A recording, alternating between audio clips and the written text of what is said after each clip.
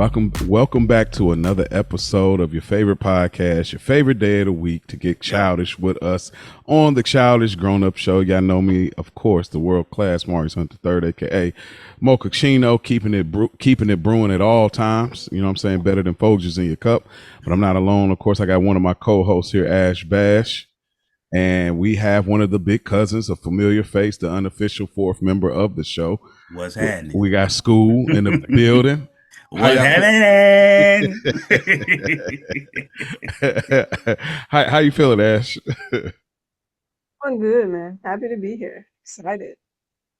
Love when School comes to play with us. Hey, I appreciate y'all for having me. And you know, I'm excited to be here. I ain't excited about this topic, but you know. Hey man, you know how it is. You got to get the cousin come over, and it's like, oh yeah, now we get to link the cousins and the friends together. You know what I'm saying?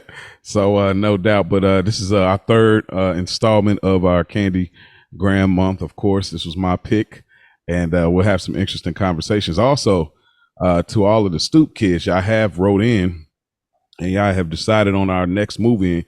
So y'all got to stay tuned to the end, and we'll give the reveal of what is the next movie that we will be doing. Just in future reference, we posted on our YouTube page, and we also posted on our Instagram. It was a little later than usual this time, but we still got the votes in enough. So, you know, the movie has been decided, and it will be revealed at the end of the episode. With that being said, it's good to be here. We do not have any comments from the Stoop kids on our last episode, but we ain't tripping about it. Gives us more time to talk about a movie like this. With that being said, childish grown-up moment. School, since you are the big cousin, you are on here. You got a childish grown-up moment for us? I probably wouldn't say it's well, actually, yes, I do. My daughter is a part of a dance team, and it was Bring Your Daddy to Dance last Thursday. And I went and I was doing a little dance moves, and they taught us a little dance to do together, and it was super cool, man. I felt and the crazy part is I didn't think I would remember it, but right now I remember every step. I'm like, oh shit, I could have been a Temptation. Shit, That's where you went with it? Yeah. I could have been a Temptation. That's hilarious, bro. I ain't mad at it. I remember a few years ago we did a daddy-daughter dance, and it was cool. I was glad to get some footage of that. So yeah. It's always sentimental. It's one of the things when she get older, you look back and like, hey, remember when I was out there? I was out there killing it. You know what I'm saying? Yeah. You know what I mean? Even if you don't see me dance again, you remember. Exactly. That's a fact. No doubt. Ash, what about you? You got a childish grown-up moment this week?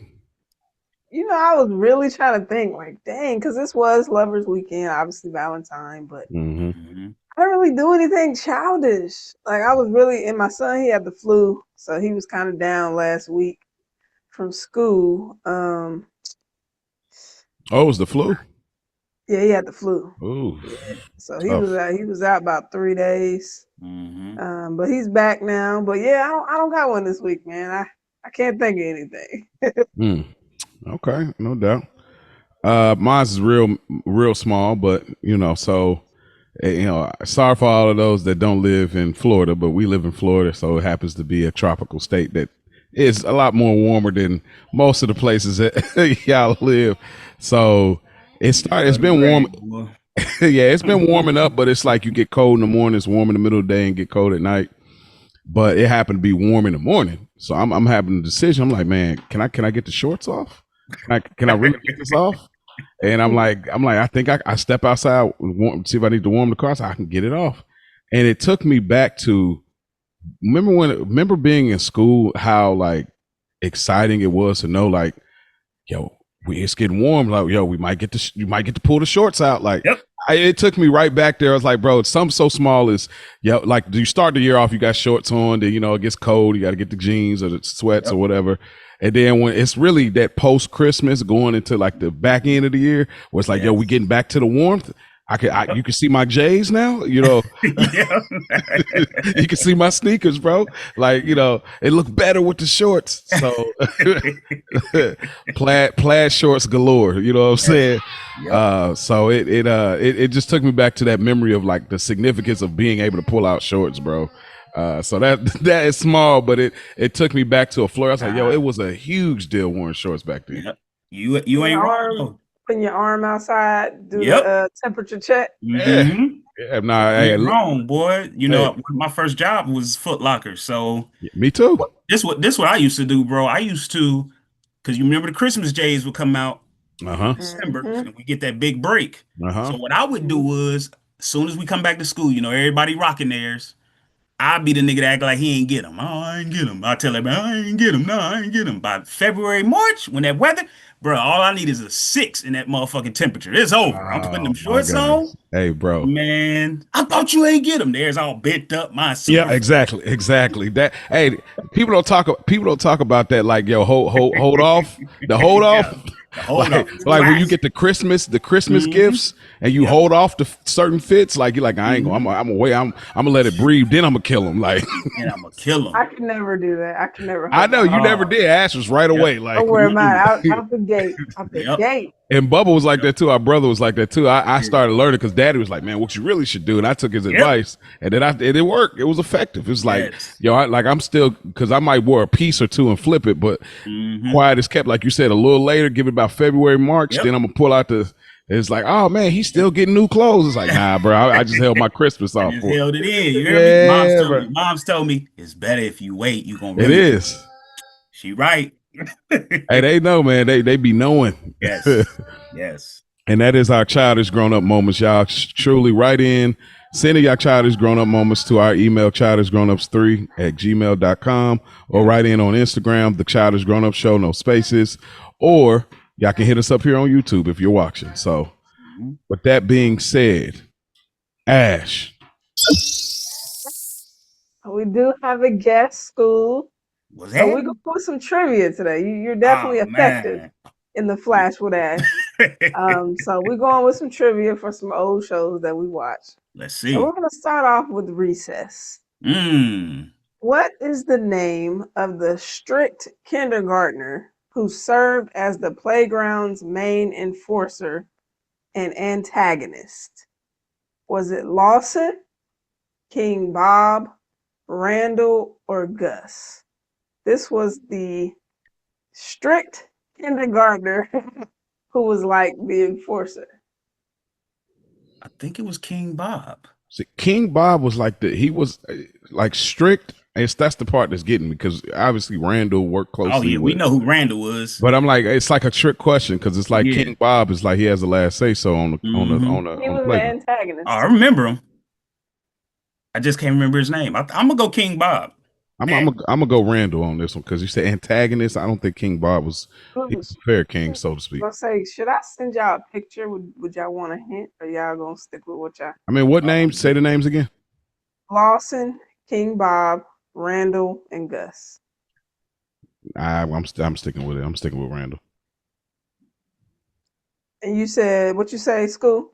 King Bob. Hold on. But Randall's not an enforcer. He's a snitch. Yep, Randall the snitch. I know who Randall is. I'm gonna switch up. I'm going King Bob as well. It was Lawson.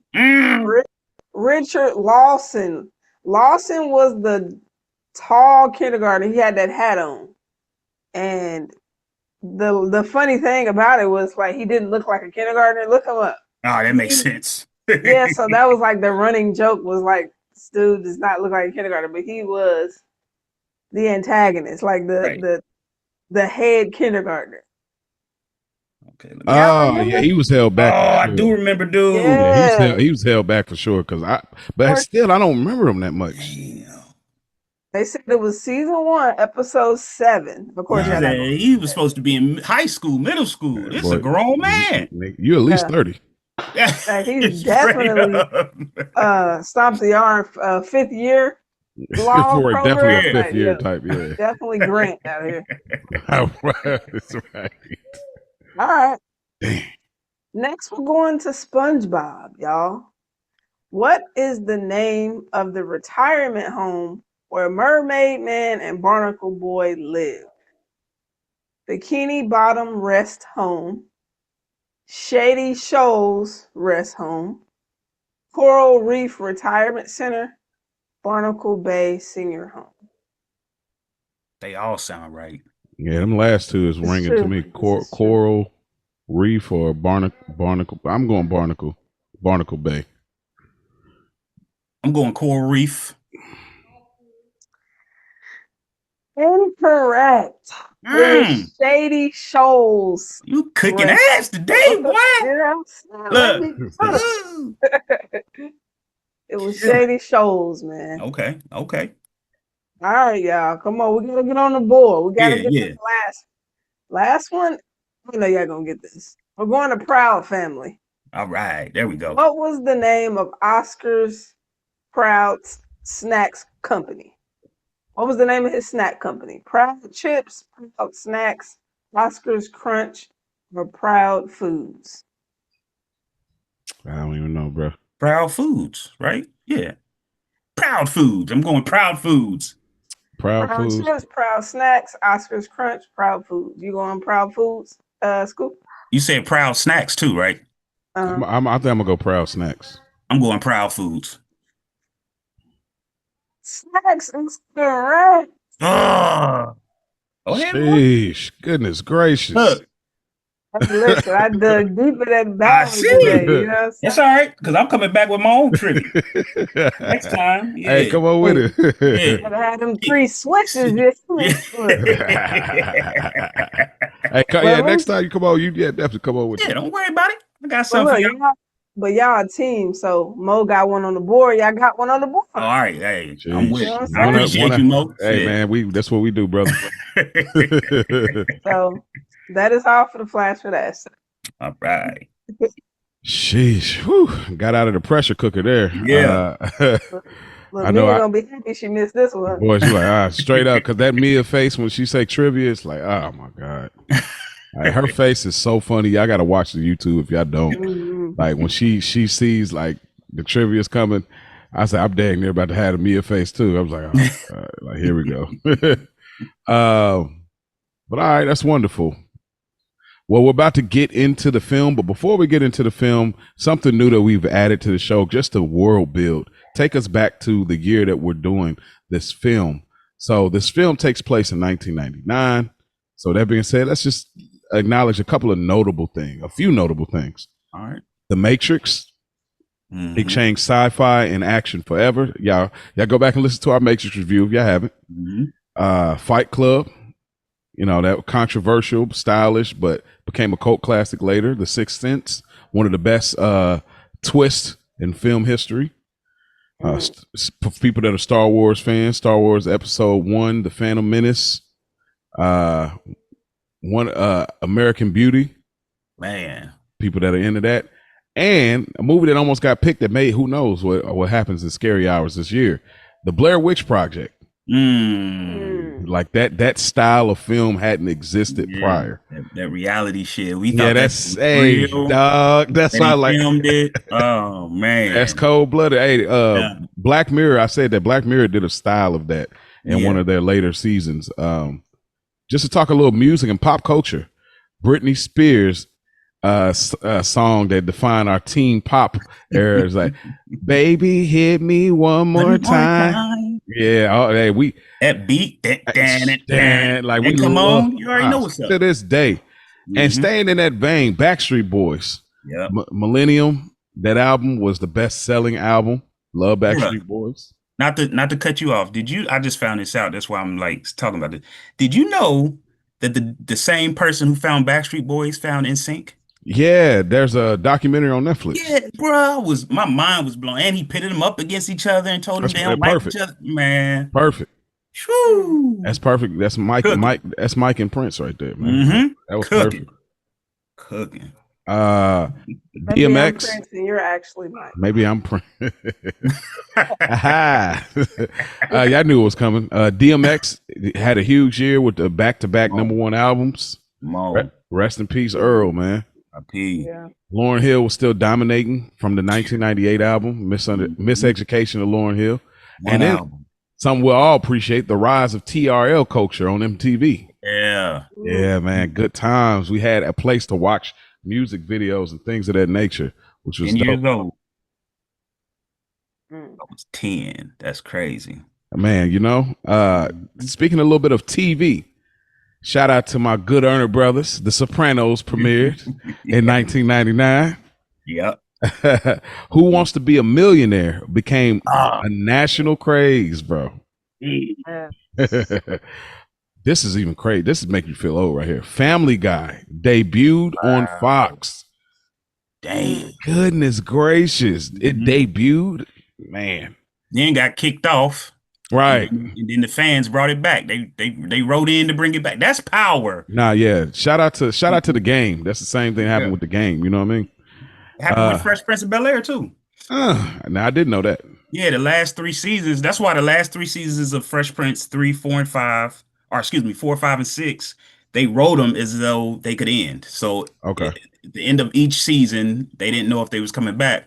That's why I don't remember which episode, maybe or which season, but there's a season where he's like working in like a restaurant or something, and the NBC exec comes and gets him like, "Yo, come on!" Like, Oh yeah. yeah. Wasn't that was one where he because goes back to Philly? Wasn't there? yes, because the fans Mhm. wrote in was like, "Yo, what's up with this? That's my show." So yeah, shout out to that. Like in '99, that's a big deal. Like there was no internet. I mean, there was internet, but it wasn't as powerful as it is. So Mhm. back in White Chicks when she said, "I'm gonna write a letter," like that really means something Yeah. to this day. Yeah. Like if you take your time and write a letter, Yeah. bro, that's Hit different. Hit different. It's different. Mhm. Yeah. A few more things. So speaking of internet and technology, the Y2K Oh, fears dominated headlines. People were worried computers would fail at midnight going into 2000. There's a podumentary about the Y2K craze. It was amazing. Like, it was a whole family that moved to Israel. Like, bruh, like it was so deep, and like, bruh, that Y2K thing is crazy. Shout out to my mom. I've never seen my mom ever sweat or panic during anything, and I'm not saying she sweated or panicked during this, but this is the only year that I can remember that she put me to bed early for like New Year's. Like every year we always celebrated, and she put me to bed early this year. I guess I figured as a parent now, it was probably like just in case. Well, yeah, I mean, you think about it, if you thinking it's the end of the world, you thinking, Jesus might be coming back for Yeah. right at this Yep. point in time. Yep. Yeah, what else can you do? It's like, it's so Yep. scary. Look, just if your last memory is going to bed peacefully, like that's what I got to do. So I totally shout out to Buzz, man. I get that. That's real, man. Bed early. So Yeah, man. Napster was launched. oh man. Yeah, one of the first streaming, if you want to call it streaming. The colorful Apple iMac came out. We had this too, Ash. I don't know if you remember. It was the color computer that we had when Mama got back in the day. When they had the red and the blue and we'd see through it. I think we had like the orange or either the orange or the teal. But Bill Clinton was acquitted in his impeachment trial. Bill Clinton, boy. Legend. Yeah. Lastly, fashion and trends. The baggy jeans, the shiny materials, futuristic styles, frosted tips. Obviously, back to the Backstreet Boys and NSYNC, the frosted tips. You know what I mean? Spiky hair, of course. Platform shoes, metallic looks, cell phones becoming more common. Yep. And yeah, that's kind of taking us back into 1999. So I feel like we've laid the land of our time traveling that we do on this show. So I had fun with it. I really enjoy like kind of laying out the world. So with that being said, since Mia's not here, Mia's out on business, but shout out to Mia B, one of our wonderful co-hosts of the Big Three. I'm gonna take us back to the year of 1999. And today we are talking about the 1999 film Asunder. This movie, there is not a lot about this movie, which is an interesting thing. But obviously we know the year it was released. It's starring Blair Underwood as Chance Williams, Debbie Morgan as Lauren Hubbs, Michael Beach as Michael Hubbs, Marva Hicks as Roberta Williams, Desiree Marie Velez as Vanessa, And then I don't think anybody else is really notable enough to really need to be acknowledged. I think the film is very suffocating in the corner of the world that they do, similar to our review of what was it? What was the movie, Ash? The Wesley Snipes and Sanaa Lathan. Oh, Disappearing Act. Yeah, it's like it's a corner. It's like a corner of the world that they want us to kind of stay in. Yeah.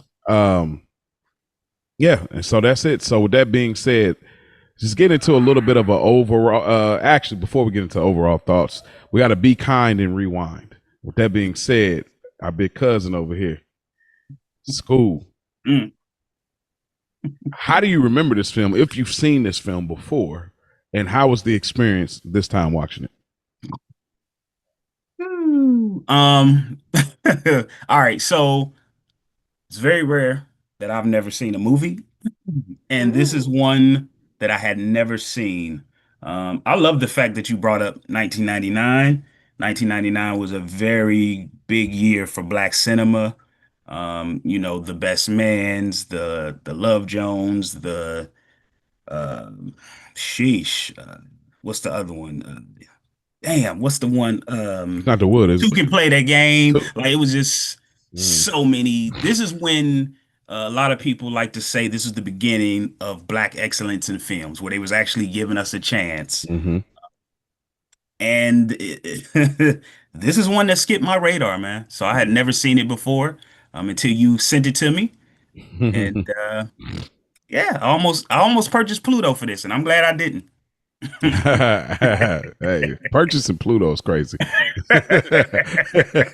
I think they got the free joint. Like if you purchase it, that's like dedication right there, brother. Yeah.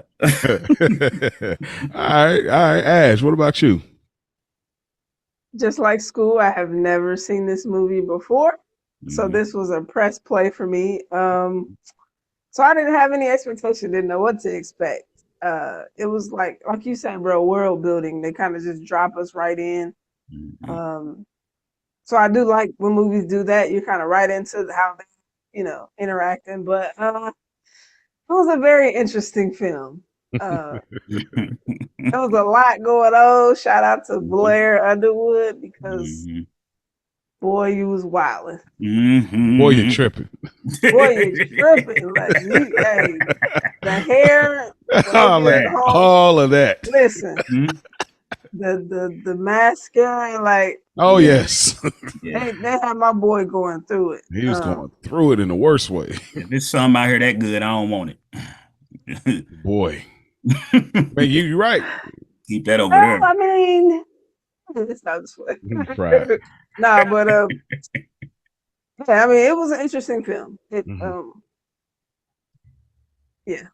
This is a straight to VHS blockbuster, back of the blockbuster classic, like where your mom be like, "Oh shit, but Blair Underwood, oh shit, Debbie Morgan, let me check this out." Yeah, bring this home and this is definitely one of those ones of probably before that was a phrase, the straight to DVD, straight to VHS. Before it was a phrase, this feels like it was probably one of those type of films, a very small budget, clearly.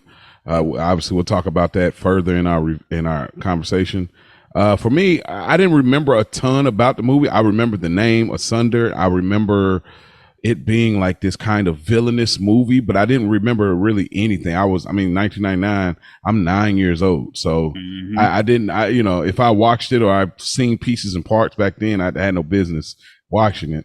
But this time around, I haven't said, I don't think I said it on air, but I pre-vet my movies now, my movie picks. So I'm doing a different thing. If I got an idea of what I may pick and I'm later in the rotation, I'm kind of watching films to vet what I feel could be a good conversational piece. So I watched the inspiration of this movie, I'm about to say Cruel Intentions, my goodness, Fatal Attraction.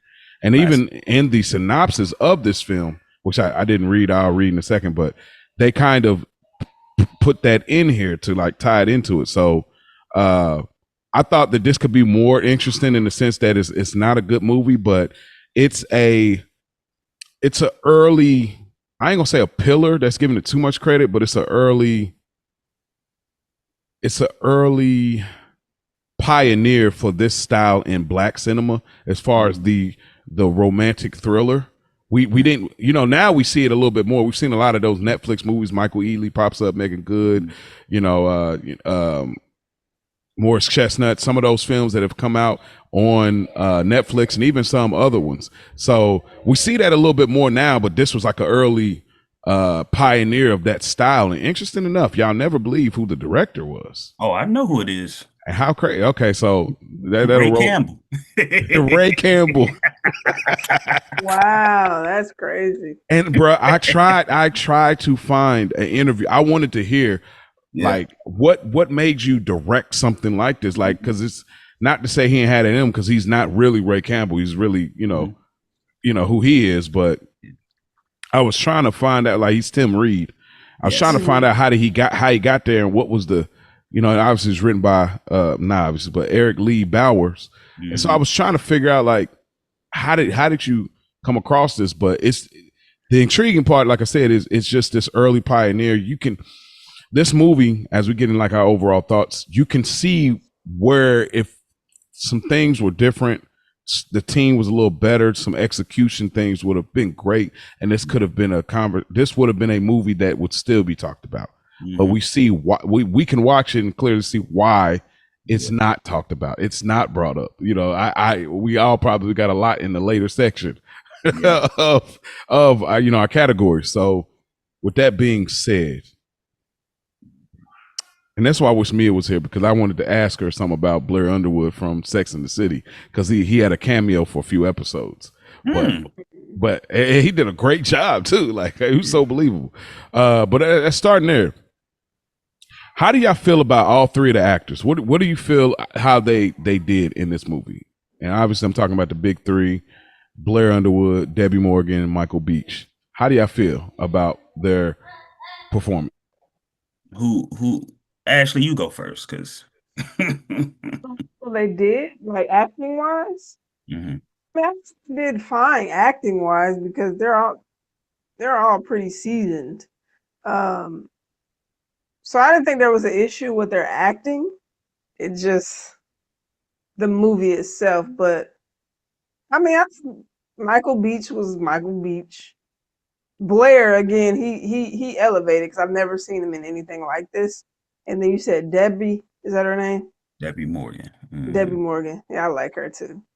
She acted. She normally does to me. You know, she has that emotional pull that she tends to do really well in her movies. That passion. You know what I mean? You kind of believe her. So yeah, and I think they did fine. I disagree. Now, here's why I disagree. Okay, so I'm Michael Beach, Debbie Morgan did fine. And here's my thing too. A little bit of me, I've seen, we've all seen Soul Food, and of course, if you haven't, Michael Beach's character in that is cheating on his wife, and it kind of felt like the payback. Like, I was glad to see him get his just due, in a sense, because I'm like, nigga, that's what you get for cheating with Faith, nigga. That's what you get. So, you know, it's one of them, if you know, you knows. But Blair Underwood, my brother. My brother. Just a little bit, brother. he was going all in. It was almost like when they pitched it to him, they told him, like, listen, we got Oscar people looking, they're just gonna win Oscar, Golden Globe. Like, if you put your all in it, man, you can do it. And I feel like he watched every movie that was made after Fatal Attraction to try to get that character, and he just overdid it. Like, he was way too much, like almost to the point where him doing certain things didn't even make sense to me. Like, there's really no backstory. Oh man, don't get me started, man. Blair was horrible in this shit, man. Oh man, damn. Cut it out, Blair. They're good. Like, I don't know what all they were trying to get him to do. Like, maybe that's how they wanted that role to be. I mean, it was just weird to see it being Blair. But I'm like, maybe, for us to feel that way about it, I feel like that mean he did good. If we like, No, this dude is but crazy. there's still a right and wrong way to portray it, and Hmm. he was just over the top Hmm. in his acting. Um I would have to watch it like two or three more times to give an example because I watched it and it was just like I ain't doing this shit again. But Yeah, I watched it twice, and I will say the second watch is a game changer to like seeing it because once you kind of realize like, okay, there's a lot of BS here. You watch it the hmm second time, now you're looking for the gold, like looking for like, yes. okay, what works. So it does hmm make a difference because I'm normally not a 2 time watcher with reviews Yeah. these days, but it made a difference. But go ahead, finish what you're saying, bro. No, I just you can just sense it that he just was over delivering on a lot of things and he wanted to see, let me say this. If he was the, Glenn Close, I'll use her as a prime example. Like there were moments in that movie where you liked her even in her the things when she was doing bad things. She was kind of likable. Or even if she came back and was like, all right, I'm done, I'm sorry. Like you believed her. Like there was not a moment besides the first 10 minutes of this movie where you actually like Blair, where you're like, okay, I believe him. He wanted his family and da da da. Da. And then you find out that he definitely didn't. He was in love with Lisa or Lauren, and Lauren, yeah. they really don't give you any background into his Yes. marriage of why he didn't Yes. love her. Like because they killed her off, and it's like as a viewer, I'm like I'm on her side. Like they never Mm-hmm. get did she cheat on him? Like what was the reason why he just Mm-hmm. so it was just Tim Reed, you dropped the ball, brother. You Yeah. know what? I think I honestly think it's more of a I think it's more of a script issue, honestly, Mm-hmm. Yeah, because it's definitely a script issue. I mean, because I mean, there's some director issues. Obviously, I think we can obviously we'll call it, but I think it's more of a script issue. I think that I don't think Blair did bad because I think that he was looking at obviously, this wasn't a normal thing in black films, so I think he's looking at white movies like The Shining. There's a moment in this movie that feels like The Shining, like "Honey, I'm home" type thing. Like that was supposed to be the line. I think he's really going for this psychotic. He's trying to go for it, but I think the script didn't lean to the progression, and that's And how where he got. how he got there. That's what I'm Yeah. saying. Like, which I But think it lines up to what you're saying as far well, where's the backstory? I think Yeah. the script didn't because when you see It's, because mostly in the film, and we'll obviously get through like some of these moments and stuff, but mostly through the film, like I'm kind of like I'm still not really that mad at him. mhm. I'm supposed to be, but I'm not. Like and so I think that he's doing a lot, but I think he's doing a lot in the sense that maybe he's seen this as a trash script. I'm gonna get this cash, but I'm gonna do my thizzle. Like somebody's gonna watch this and say, hey, they're gonna put me in something else. Which obviously Blair Underwood in other films, he's elevated this style of villain. Mhm. You know what I mean? So I Mhm. think he was utilizing this as like, you know what? If I'm going to be a villain in this movie, and if I don't believe in the script so much, I'm gonna oversell it because he Yeah. definitely oversell. I'm gonna grow my hair. I'm gonna do this and that. Yeah. They probably leaned a lot on his improv. I would imagine. Mhm. And I'm with you. Like I agree to a certain extent, but again, that's what your director is for. That's what Mm-hmm. your director is there to lead you to find those holes and say, hey, that's what he's watching it. So he should be able to look and say, oh hell nah. Bro, do this, or we gonna shoot it from this angle because it looks this way, or and I think a lot of it is them trying to go out of that box, not really knowing that genre like he should mm-hmm. have. Like, Exactly. you know what I Exactly. mean? Like, Mm-hmm. and it shows. Like, and the crazy part is, I agree with you on the point of this was the perfect year. Like if this movie was done right, this would be a culture garden. This would Mm-hmm. be Oh yeah.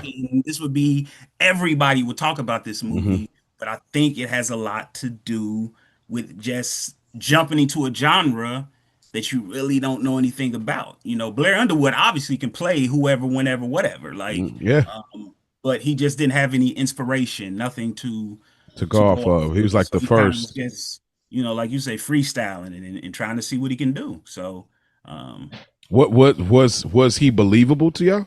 no, not as a villain to me, but Oh no, you didn't believe. as a charming, Oh, so the other part angelic. of him. Okay. Yeah, like the parts where, because listen, there's a part where she was really trying to call it off, Okay. Yeah. and just his natural. Okay. Hold tight. Hold tight. Hold tight. Okay, Because I would because I want to talk about that because I was like, yo, this is the gold. Some of the gold parts. Ash, was Mhm. he believable to you? Not so much. Not so much how he got there, but him actually just being this level of villain.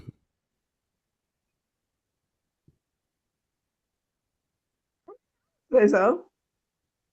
I mean, I would say so. Like I'm thinking of from the psyche, the psychotic, the mental, you know what I mean, tug of war in his head. Like I'm thinking into the mental part of it. Now, physically, he was overdoing it for sure. Like he had Mhm. a lot of, but if he's struggling with something, and again, that's where, yeah, I said like we didn't get enough backstory because even what's Michael Beach's character? What's his name in this? Because I want to say their names. It's Michael. Michael. His name was Mhm. Michael. That's crazy. But even Michael had said at some point, Chance had a dark side. You know, Mhm. he's known him for years, but it's like they should have explored that so we kind of could Exactly. see what that dark side looked like. So it kind of just like you just go from your wife dying and your unborn child, and then you just obsessing over Lauren. It just a And lot left empty. and again, and But and again, Ashley, and not to cut you off, Mo, because this y'all shit. But I You think good, you're bro? proving my point, Ashley, right, because right, that's where the director comes in. Just like you said, there's a moment where he says, Chance has always had a dark side, but you know how you utilize that moment is at the very beginning before you even get into the story. Just give us a Exactly. little childhood trauma, Uh huh. seeing his mama get her ass whooped, Uh huh. something, Yeah. Yeah. some Yeah. type of trauma. And hmm then it makes sense. Like, oh, he saw this his whole life. He thinks this Ah. is what love is. Ah. That's how you kind of blend that hmm together where it makes sense. But as far as we know, that could be he had a dark side. That could be he right. fucking pushed his grandmother off of a bike one time. Like that Yeah. doesn't necessarily mean you will kill somebody. That Yeah. just Yeah. means he was a badass kid. Like, Mm-hmm. so what does that mean? hmm Him having a dark side? You know what I'm saying? Right. Like you gotta. That comes off like that comes off like a writer revision, where it's like, Yes. hey, we need to throw something in here Mm-hmm. that gives an indicator, and Yeah. it was Because it there's was so nothing, cheap. It yeah, was such there's a cheap. nothing about his character that says killer to me. Like even the person he Yeah, does kill yes. didn't like what That was wild. that was That's wild. all Like right. All right, he wanted to let's eat some coochie cat. What hey, you let what hey, that listen. All for? right, hold on. Let's just get into it because we got a lot of thoughts, and I don't We because there's already so in it. yeah, Right, we right. we in it, we in it. Just All right, so I just kind of I structured it by scenes. Ash, how about you? How did you structure your notes? Uh, yeah, kind of. I said like the carnival, then Michael and Lauren's marriage, um, the painting situation. So yeah, kind of like Scene slash character scene type thing. slash yeah, Chance and Lauren, Mm. Chance. So you can lead it, and I'll just go wherever you go. All right, I would that. I'm okay. So we're gonna put this all in the bow right here. Yeah, yeah, yeah. So the opening scene, obviously, we see our characters, Michael and Lauren, and the pregnant couple, Chance and Roberta. They're out doing the double date thing, and I like this layout. Like I said, drop right into the world. I like it. When I and shout out to y'all, Kosher Garden. You know what I mean? Well, some of our big cousins. I didn't shout out all the podcasts that are connected, uh, but like just dropping us in the middle of something, and you kind of got to pick. You have to piece together the history, and I like that. Um, but it feels real. Like that's what I thought about the scene. It feels real in the sense that like we're not watching a movie. Like we're kind of just flies on the wall in a sense. Again, in a movie that's not good. Like this movie is not good as far as execution. But there's a lot of underlining issues that we notice in this opening scene with the couples having an idea about all the way, and but they still ain't, it's a lot of stuff going on, some foreshadowing with Chance taking pictures obviously at the Ferris wheel, the mom and the son, they're going for it. Yep. They're going for it, but obviously we're going to talk a lot about the execution of it. And obviously we know how the whole thing ends. So what do y'all want to say about this whole scene? Because obviously it's just like a real high in the film. Like it's literally 11 minutes out of an hour and 30 movie that they're trying to drop us in. Like, yo, we getting to it.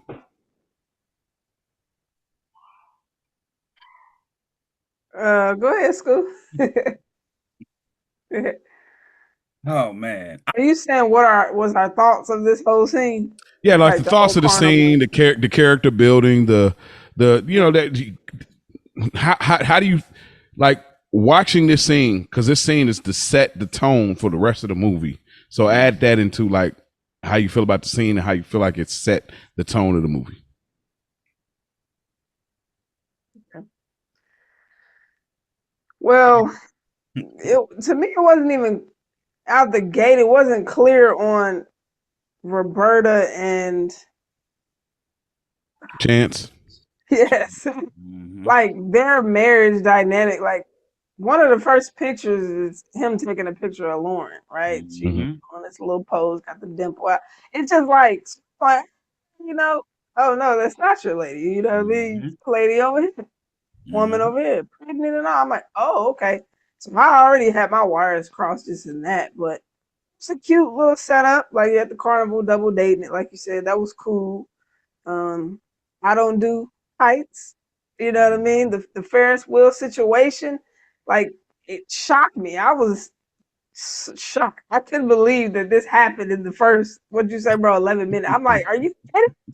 Like, as soon as, like, obviously they're playing, they swinging on it, being childish. And I guess what her jacket was caught on the his jacket. His jacket was like his jacket. He was talking to Michael. He turned around and his jacket got caught in the lock. Even still, like we're sitting up here in the air, they should have had that handled at the ground level. Like, don't try to put it on the jacket situation. Why are we still dangling in the air? You know what I mean? Like, what's going on with the mechanics? But anywho, so that already made me mad. You know what I mean?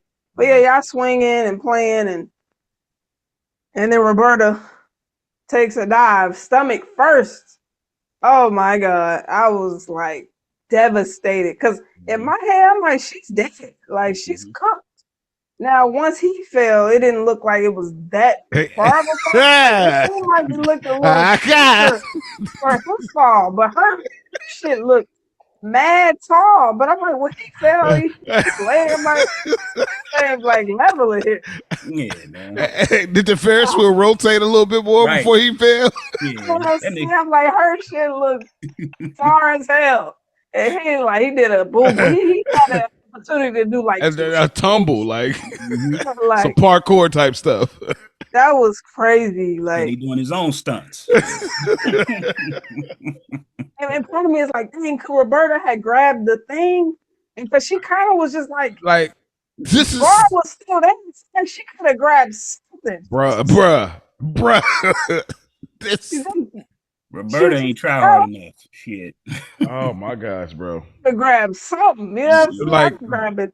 Come on, legs, like come on. He just like fell out, but yeah. No, that's exactly what I thought. I was like, we don't do this. No, not at all. Dude. So for me, I'm gonna say this, and again, I hate to come on here and be that guy just because, I just take this movie shit serious, and there's so much potential. There's Yeah. so much Mm-hmm. potential Mm-hmm. there. It's there. I can see it. And they just kind of they gloss over it, like you said. Mm-hmm. There's a right way and a wrong way to do this type of film, and they did do a great job of exactly what you said, Ash. Confusing me of who he's with, who and taking those pictures, and I'm like, okay, that's his lady, and then you find out that's not his lady, and I'm like, oh, okay, something must be all right, cool, something going on there. They did a great job of that, but then it gets tricky because you don't know what type of dude I keep wanting to say Blair, but you don't know what type of Chance. dude Chance is. So at the same time, you really believe him as he hugs his wife and does all these things with his wife and, blase, blase, whoop dee doo dah, I want to stay here, I love you, blah, blah, blah, blah. And then they get on this damn, first off, they're trying to leave. Mm-hmm. So they're trying to leave, and then they decide to stay, they fall off, and then there comes this aspect of like, what the fuck just happened? Like, Mm-hmm. like I don't know, man. This movie is They crazy. it was giving like they're trying to like the way they built it because I think the opening scene, and this is just I don't have no further information, Mhm. but it comes off like they were like. Now I don't know if Final Destination Oh, was. I'm glad you said that. It Mhm. had vibes of that. Yeah, It yeah, yeah, had. yeah, yeah. Like I don't know if Final Destination was released before this movie, Mhm. but this movie, the way the opening montage, and obviously, like I said, him taking pictures, the pictures are like telling the story. That the Yeah. pictures are kind of a symbolism of this movie, and Hmm. so it's like obviously, like I said, the white mother and her son, Hmm. and obviously that he gets that robbed from him. But there Yes. was like showing different pieces of like the Ferris wheel in the Yep. opening scene, so it it's giving that kind of Around the vibe. Final Destination. What'd you say? A year later, Final Destination. What 2000? Mm-hmm. Yeah. Okay, so Even how they zoom in when he's locking the door on the Ferris wheel and all that. Like they zoom in to let you know, like even if you blinked and missed it, there's something wrong here. Like something's yeah, about to happen on this yeah, Ferris and wheel. they did that. They did that in the later scene too, trying to Mhm. like because at this time like how they directors didn't trust the audience as much. Mhm. Now it's a different time. Like we have social media, so we have so many breakdowns and reveals that they leave stuff open ended because they got to trust the audience. We're a lot smarter as Absolutely. viewers. But back in '99, it was like we got to give them a little bit so that they can piece it together. Mhm. Um, but yeah, the fall was crazy. Um, the fall was crazy altogether, and but I like this scene so much because it's just you get this dynamic of Lauren and Michael, and he's like, you always get your way. I always get my way. Like that whole little side conversation, and they give you what you in this opening scene. They give you everything you need. I would say they give you everything you need as far as what's the stakes, what's the relationship about. They give you everything you need. The picture taken from him, the chemistry there.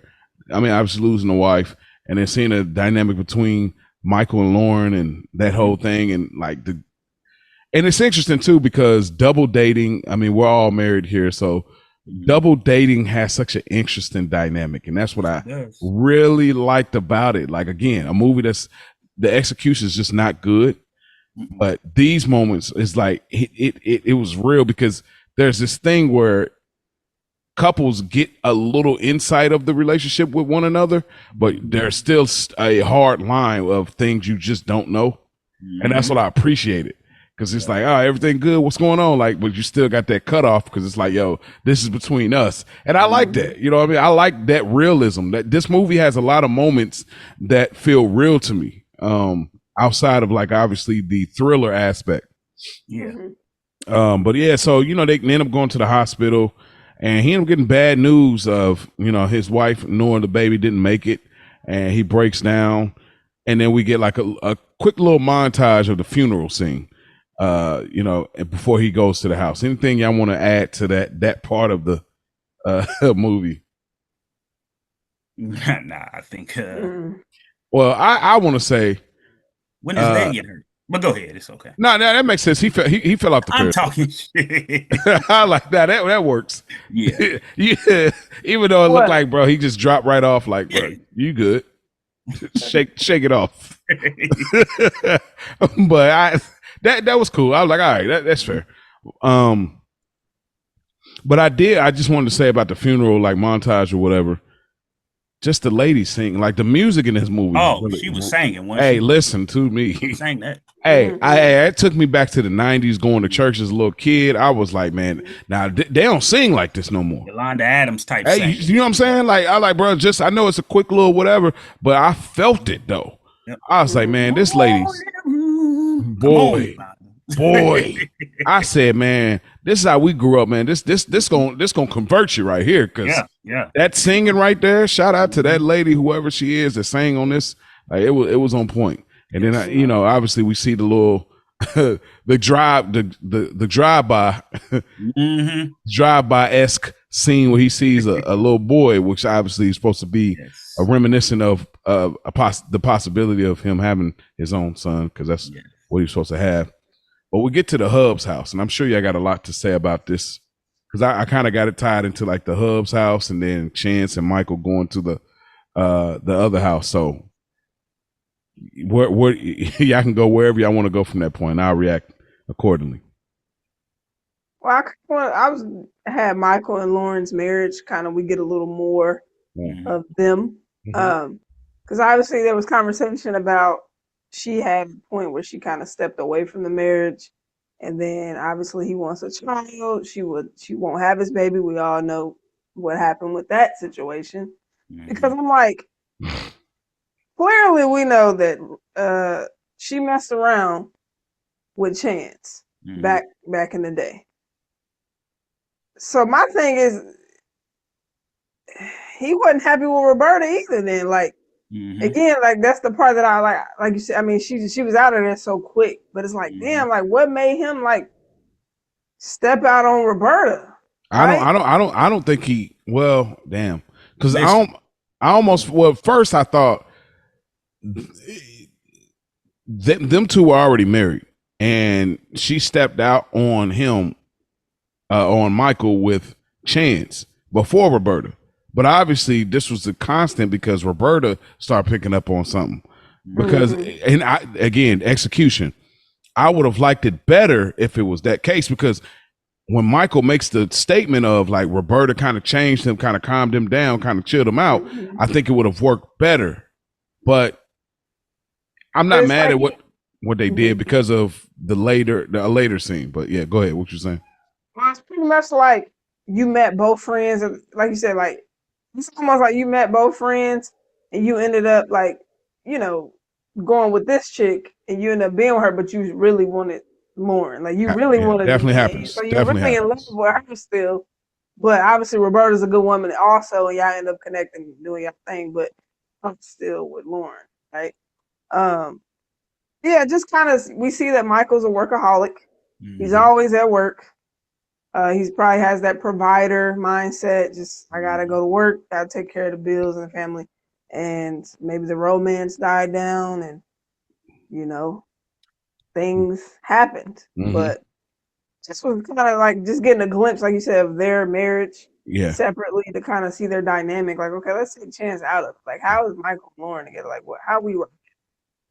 Like, is it sustainable even? Yeah.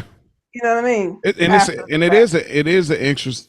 Like, that's why I brought this movie to our Candy Crush, Candy Graham month, because there is an interesting love dynamic with them. Like, it's as much as there's things that are just so not good about the movie, there is an interesting thing, and we will see it pick up later in the movie. But what did you want to say, School?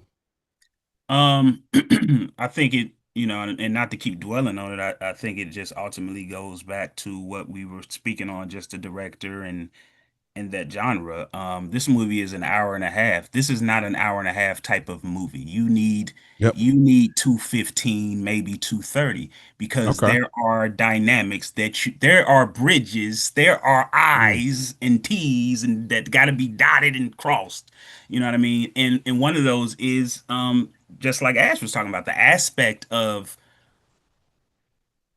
Roberta and Chase. Like, Yeah, it'd been nice. That would have been why nice. are you cheating on this lady? You know, what is it about her? Like, there's no reason why I should know that now that she's dead, that I know that she walked up on Michael and asked him some questions. You know what I mean? Like, that's shit that should be evident. There should be, some type of scene of them arguing and her saying, "You smell, here you go, coming in our house, smelling at 10 o'clock, smelling like, Mhm. Chanel number 9 again." Like, there Yeah. is something that should be done. Again, especially when you, like you said, you don't trust the viewer. Well, this movie is kind of filmed as from the aspect that this is from a book or something that we should already Yeah. know that Yep. historical, Yep. Yep. Yep. Yep. and That's a good that's one point. of the problems that I have is like, bro, I don't know these people. I don't know shit about these people. Like, Yeah. and they putting us in situations where we supposed to just know. You know what I'm saying? Like, um, her being pregnant before, and and I don't even think they tell you that it was by him until later. Like, you do find out that she was pregnant before or something, but I don't think you find out that, she didn't know who the daddy was and all that shit until later. Like, it's like, Mm. and bro, how you married and out here having unprotected sex with your husband's best friend? Like, come on, bro. She's not a good person. Diabolical. It's like, Oh, don't worry. it's like, Don't worry. Don't worry. Don't worry. Who's the real victim? Who's the real It's victim? yeah, come on, insane. man. Hey. We've been down this road before, and you doing it again? You doing it again. Hey, Come on. listen. It's because Like he hey, fertile. Like, Chance. I mean, obviously, Chance got justice. That's clear as day. There's justice involved. hey, listen, hey, shout That's out clear. to Chance, Hey, boy. Chance, that but hey, listen, and I'm gonna talk about it a little later. But Lauren, since y'all got justice for the men, I got a phrase for the women. It's like, Lauren got jazz. There's jazz. You know what I'm saying? So y'all listen to Childish Grownups. Now y'all understand like what I speak to it. It's like, oh, there's jazz. Jazz is involved. So, but I wanted to say, so we see What Lauren. about Jam? Jam.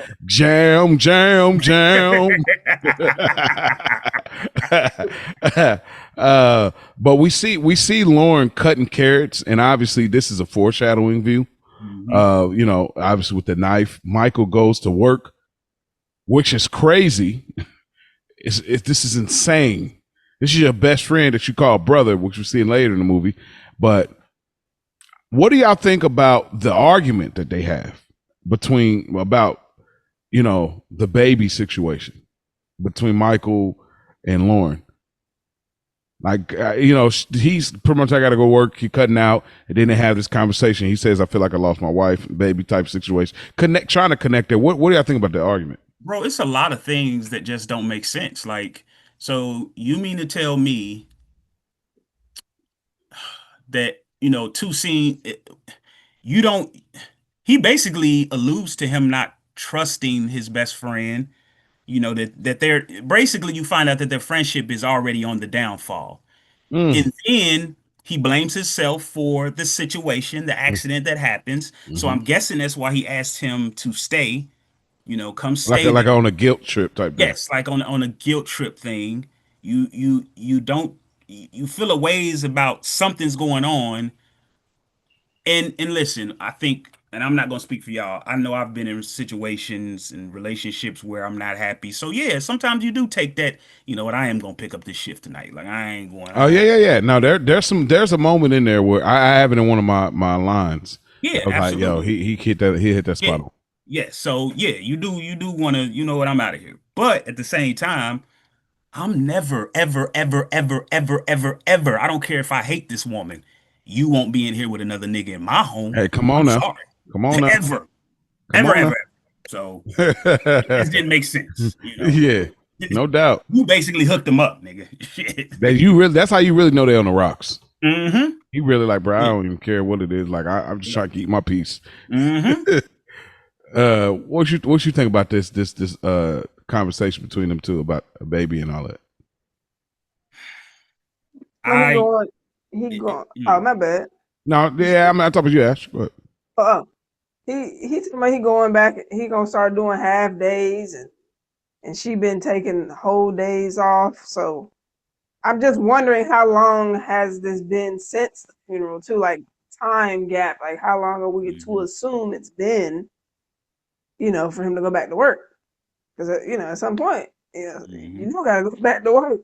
But him trying to compare her stepping out to Chance losing his wife and unborn child, no, absolutely not. Like again, that's his pain, and I'm not gonna discredit, how it felt to him, like the devastation of her. I guess if they went on a break or whatever, but that it was just it was too soon for that type of It was a statement. reach. It was It was a bit much. Like yeah. it was too much. Like this is really you really can't compare death to Yeah, you're right. somebody stepping out like, hey, I need a break. You know what I mean? It's just it was a lot. But again, go ahead. No, I was gonna say there is a question that I had that you just made me think of is like, was one of the things with Chase is that he realized Chance. is that it seemed I'm sorry, what is it, Chance? Chance. Yes, is I said Chase, Chance, trash, whatever. Blair. Is the fact that is the fact that it seems as though he knew that she had the abortion, right? Yeah. Yeah. Wait. Who knew? Oh, Chance knew. Yes, Chance knew. Like she told him, Okay. obviously, because he spoke on it. Like, yeah. So in his eyes, he really keeps losing kids. You know what I mean? This is the second kid I've See. lost. Okay. See. You know what I mean? This is building. This is building on a point I want to make later. Yeah. Okay. Yeah. So I think that was something too. Like, Mm-hmm. not only I can't have a baby with my wife, I can't have a baby with the other woman that I love. Like, it's just not meant for me to have a kid. Whatever. He just he was loony now. Yeah, he was loony, but there is foundation. Yes. There again.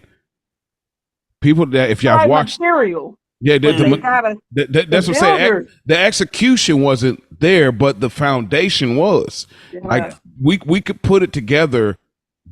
Again, this movie came out almost 30 years ago, so we've seen a lot of films that have done this so much better. But we're able to piece it together for what they were trying to do with less resources and less concepts. Yeah. So that's a great point, School. But also, Michael goes to work, but then Chance has this cryptic dream, and this cryptic dream of his wife in the hospital in a gown, and she has her arms out, she floats, and she goes backwards, and then they cut away and come back, and then now it's Lauren in the same hospital gown, and she comes forward again. In '99, I think this is a brilliant scene. They're going for this psychological thriller romance. They're going for it, and this is a small initial thing that really works to me. Like just like how his psyche transformed from one thing to the next, and then of course we'll get a later scene, the funeral scene, where we kind of connect that to that. With Chance and Michael, I'm sure Ash, you probably have that relationship as well, but I kind of got it kind of wrapped up into a scene. But like Chance and Michael, this is kind of weird. This is where the movie kind of you start seeing certain things. But Chance and Michael are supposed to be going out as boys or whatever, but for some reason they go back to Chance's house, and Chance is taking it all in, and Michael is doing the overly supportive, supportive thing without listening. And Chance throw hands like. What do y'all think about that, man? Well, I think it's also a point to acknowledge the fact that there's a scene, I think prior to that, where Lauren says something like maybe he's doing fine or something like that. And Michael says, "Oh, because you know him better than me." You know what I mean? Like right. And those are hints too. Like, how the fuck you think you know my nigga better than me? Like, hold on, bitch. Like what the fuck really going on? That's me. That's my brain, how that would work. Like, what the fuck type shit you on? It ain't, they don't make it seem like they all have been friends since childhood. Right. That's a good point. that's my boy. Like, so I know, like he said, like if you know him, I shouldn't have to tell you he has a dark history, certain points of that type of thing. Like, um, and again, not to keep going back, but even with the time thing, like you said, how long has it been since the funeral? Those are things in a movie like this you cannot skip over. Like, even if you have to say 2 weeks later, dot dot dot dot dot, Yeah, we just need that title screen. give us some essence of time. Let us know what's going on. Um, but yeah, I think this scene was this shit was stupid, bro. There was no reason. This is how that scene should have went. Yes, okay, you upset, whatever, whatever. Cry in that man's arms. You know what I mean? Break down in front of him. Like, bro, my family, bro, they gone. Whatever. But there's no reason to beat that man up. Well, Oh, man. in Chance's defense, I mean, obviously, we do find out, he wants to be him in a sense. He wants his life. hey, but Oh, listen, that's everybody grieves differently, right? Some psycho people shit. want to cry in your arms, and some people need the space to just like breathe and get. I mean, Chance said, "Just give me a minute, bro." Hmm. He said it Hmm. multiple times. Again, I ain't said put the brakes on your man. You right. You right. He Like he did. did go like 0 to 100, but he's already still trying to process it. Like you said, now I'm 2 babies lost as well, and Hmm. my wife. So like the meter is rising to my head, Yeah. like Yeah. him getting to a level of crazy that I may not be able to keep the lid on. So Ooh. when I tell you, give me a minute, just let Yep. me be here. I just want to be here. Yep. Like I just want to look at her sweater on the couch. Like I want Yep. to look at you know what I'm saying? Yeah. So let me go in there. And then he just started whooping his ass. Like, bro, I Yeah. told you what But he just told them, I'm a mature adult. Don't treat me. I just I he just told you. He I just just told you. told you who I thought I Yep. was. A god. Yep. Yep. Yep. what I told you, leave me alone. Like you can't be pressing me too much. Like just Yeah. to let him have that moment. All right, bro, I'll be downstairs or let me know when you're ready to ride. Pressing Shouldn't too much. shouldn't have You Nah. brought got him your there. answers. And it goes back to him just like you said. I think he blamed him essentially because Yeah.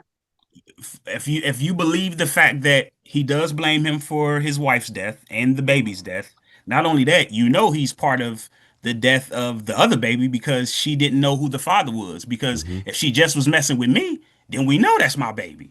But Mm-hmm. because she's married to you, she got to get rid of this Okay. baby. Yeah, there's some underlying because even then, remember in the phone call where he was like, "Hey, you want me to get Debbie?" And he was like, "Nah." He said, "All I want you to do is just like if you just wrap your hands around her throat."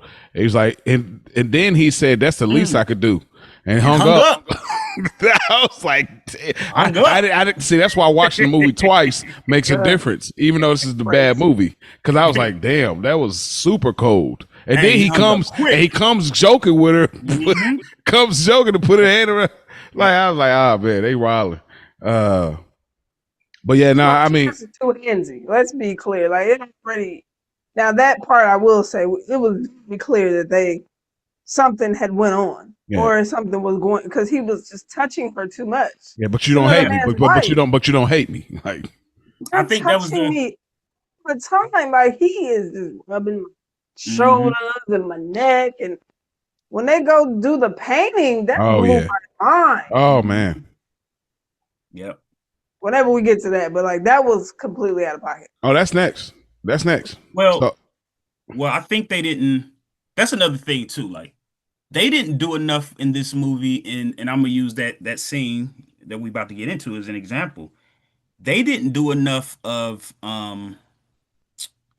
charming uh Blair. Chance. There was not enough Blair like the Blair we know him to be. Like, whatever you want to say. The ladies love Blair Underwood. We ain't gonna lie about it. So Yeah, yeah, yeah. he's an attractive dude. They didn't use that to their advantage. That was one of the Hmm. the things on Fatal Attraction. I don't think Glenn Close is very attractive, but maybe in 1987 she was the baddest shit out here. But by the time you watch the movie, you kind of believe. I'm like, Yes. Yes. I don't see her like that, but she Yeah. got it off to the point. I'm like, okay, Yes. Yes. And yeah, and, and great they point. didn't use that because every time he did something with Lauren, it felt forced. It felt like like she had no choice almost. Like even with them sitting in the with the painting, like I don't know if I agree with that I Well, didn't. because he has something over her. Like, I mean, he's forcing it in the the sense justice. he's crossing boundaries. He's definitely crossing boundaries, but he also knows what's up because every time we get this moment, she's struggling, bro. Mhm. She's struggling, not in the sense that this is the right or wrong thing to do, but I mean, struggling in the sense that I'm still attracted to you, and I know the things that we've done and what you're capable to do, and how it pleases and resonates for me. Like, she's struggling with that, so I think they did enough. Now that part, I think they did enough. Like, I think the part where they were essentially after the painting and they're walking and whatever, yeah, I think that's a good scene for that. exactly. But everything else felt like forced. And what I'm saying is, obviously, she did not want Michael to find out that he impregnated her at one point. So you felt like she was trying to figure out how to play it more so than she was tempted. Yes, yes, because we've all seen those type of movies where that guy he just has something and it's sex appeal and Hmm. it's just something where you like, damn, I can't Got a hold resist on her. this nigga. I can't resist her. Like, oh my God, like there is none of that to me at least. Like I just don't see that. Like, um, That's a fair assessment. I would I just agree. didn't see it. It felt rapey a little bit. Excuse me, Lord. It felt weird, like especially that scene where she's like, "Stop touching me," like da da da da. And then it's even forced when the dude's like, "Well, when y'all gonna get married?" Like that didn't even feel like that to me. That felt like he was touching her when he shouldn't have been. Like, and not on some she wanted him to. Like it was just some like, how am I gonna get out of this shit? I think yeah, I think it's a little bit of both. Like I think I do agree with you, School. Like they did not utilize Blair's charm. It's very Yes, charming. He has very that charming. aura. Like they try to put him in a crazy box a little too fast. Like Too much. Yes, too fast. let it Absolutely. marinate a little bit. Show the suave. You know what I'm saying? Mm-hmm. Like because he has it. And like you said, a Mm-hmm. girl gonna go. Like if he put it on right, he go. And But that's where that hour and a half cuts out of mm, into 2:15, 2:30. Like you get 10 minutes of him being suave, mhm, and he can do that and charm you, or even go mhm, back to a scene where he originally charmed her, but you just don't mhm. see that. It just feels like he just was nuts from the get-go, like, I want you. I'm But on you. really, when she did come to his house, and you had on that low cut shirt to tell him Michael may know. Hmm. I mean, come on now. Like, They have why you coming phones. over here? Just call, make a Yeah, phone so call. in that moment, it's like you kind of Mhm. want it. He Yeah. said you could have called me. But hold on. Before we go there, because I just Okay, want okay, to just elaborate before, like okay. the park. They left the lawyer's office obviously from the tragic accident of Hmm. Roberta. Roberta. Okay, they get drawn by the artist, and this one obviously started applying pressure. I just want to acknowledge that, like, this is where the jazz is effective right here. Like that, Mhm. there's a lot of jazz with Debbie in this scene. Like even with the stockings, the jazz is jazzing right now, for sure. Like I text before Mhm. school. I was like, I never seen her in nothing like this. Yeah. Because the only way I've seen her, I mean, she's played this stuff. But the only thing that's notable in my mind is obviously Love and Basketball. Hmm. Seen her You in the ever seen mom. Eve's Bayou? I seen her ease by you, but my focus wasn't there. It was like Okay. more on the other part of the story that was so heavy. So I Yeah. never really looked at it in that way. But so this is the first time I seen her as like a true love interest and like still in her bag still. So when I seen this, I was like, dang, she got it going on. The jazz is jazzing. So Mhm. this scene, and then when she got back to, because I know we're going to get to when she pull up on Chance, but when she got back to the house, and I was gonna ask if y'all think Michael knew, but I mean, we kind of get an indicator later. But like, he definitely crashed out. There's a conversation, and she made a terrible mistake by keeping the picture. Like that picture should have never made it home. Never. Give it to the artist. Bruh, why would you take it? Or just take it like, oh, thank you, and then you toss it on the way before you get to the crib. And he's like, what? He was like, what's going on? I don't know what's going on. Like, y'all celebrating? There ain't no phone there. You know what I mean? And then what sets it all the way off is like, he sees that picture and he knows, like, bruh, what's this? And then she slaps him. Like, and that's when we get to reveal that Roberta has some speculation on like something was going on. Do y'all think Michael knew? Or y'all feel like, because there's this underlining thing that's happening where does Michael know? Doesn't Michael know? And I mean, and I was in school, me and you are men, so we probably viewing it differently. But like, Debbie is looking at it like, I gotta control this narrative completely, because she never gives it out. Never. Die with keep the lie alive. You know what I mean? Keep the lie alive.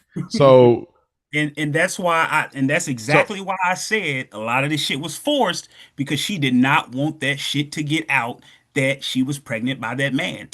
Michael he never found out. Well, not even the pregnancy. The pregnancy, though, it's just, did you sleep with my friend? That's like, the pregnancy is taking a few notches up. Do y'all think that at that point of she slapped him, and then he's like, I hope that's a no. I hope that's a no. Do y'all think Michael knew? That moment, I feel like he knew. Yes. It's no reaction. Like, it should have just been a no. Like, if you have any other answer, like, you're lingering, you slap me. I mean, again, you slapping me because you feel disrespected that he even asked you, right? So you could play that off like, well, damn, maybe I was out of line for saying that, or because you're guilty and you don't even want to verbalize the lie. You know what I'm saying? Yeah. I don't think before that moment he knew, because, like you said, I don't know how they end up having that night where they got busy and went back to their spouses, where nobody even. Well, obviously Roberta had suspicions, but it's like Michael, if he did have suspicions, he never voiced it. He just knew, like, damn, my wife won't have a baby. Maybe it's they were separated, so it had to be the time when they were separated. And then maybe tie into like, I'm not working, or I'm slowing down on the work. It's like, you know what I mean? Maybe it's tied into something like that. Like, maybe he had his speculations then of like, if you're working, then I want you to be at the crib so I can. I don't know, maybe, I don't know, something like it. I can't put it together, but maybe it's built into that. And another problem for me is, why are you asking my wife to come with you to meet a lawyer about that? She's obviously an artist or a designer or something, you know. Stuff just don't add up. You know, you asking my wife to do a little bit too much. You know what I'm saying? Like I said, we come to find out that she seems to be like a designer or something. She make good money. He makes they definitely, with that house, they making good money. They making good money, or whatever it is. But you know, there's no reason for you to ask my wife to do that. And even if you do, okay. That would be we going to take care of it. Bam. See you at 5. You'll be back at 5. Bet. All right, cool. But now it's 10:30, 11. I don't know what time it is. They don't tell us, but obviously it's late at night. I done had a few drinks. You know, your mind get to moving. Now I know y'all was, you know what I mean? Even if they wasn't, I know y'all was doing something, because I'm drunk now. You know, you let me sit in this too long, which is something that you should never do. You know, so it's. Ooh. With the painting, though, anyway, why? What was up with that whole thing? Them going to the art thing, like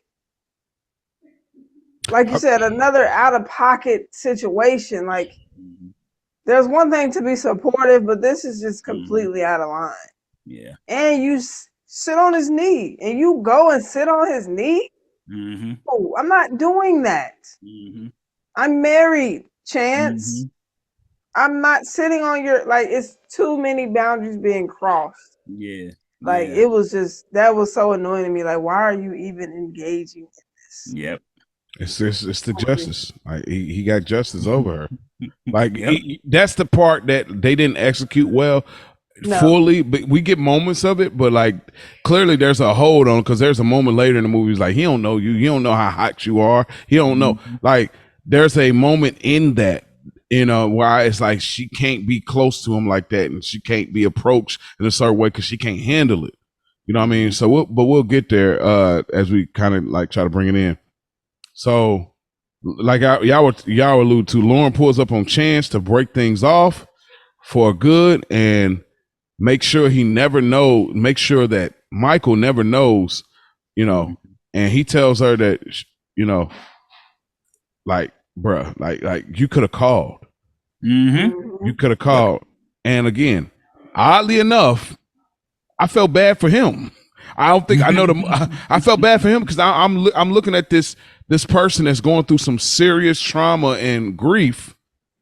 And I felt bad for him because it's like, you could have called because it was like a nervous knee jerk reaction. You know what I'm saying? And then of course it ended up turning into something else because again he got that justice over. What did y'all gather from this scene? And obviously we get Michael, you know, contemplating some things as well. Well, her going over to Chance's house. I'll